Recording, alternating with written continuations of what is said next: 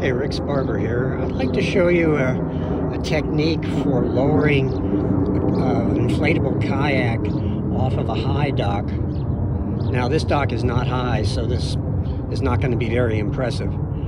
But I go to another lake where the dock is about 2 feet above the water, and it's really hard to get the kayak launched from there. The standard way to do it would be to attach a line midship and then lower it in, but this inflatable doesn't have an anchor point there. The D-rings that are there are strong enough for the seat, but I would never want to suspend it by that. So what I do is I start by running a line from the cleat underneath the bow and tie it to the bow handle. And then over here at the stern, part of the problem is I've got a skeg. So I have installed the skeg, and the skeg is hanging over the side of the dock. And in that way, it's not hitting anything. So then, it's a matter of loosening the stern line.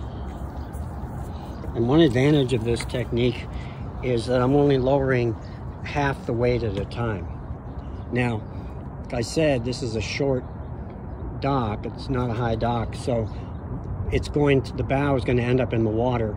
But you can imagine that if it's high enough, then it's going to dangle.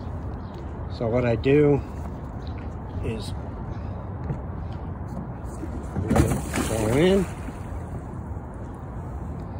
and at this point,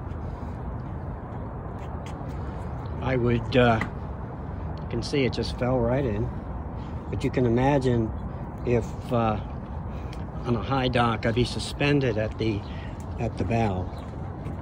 So what I would do then is come over here to the bow, and I would lower it by the bow line,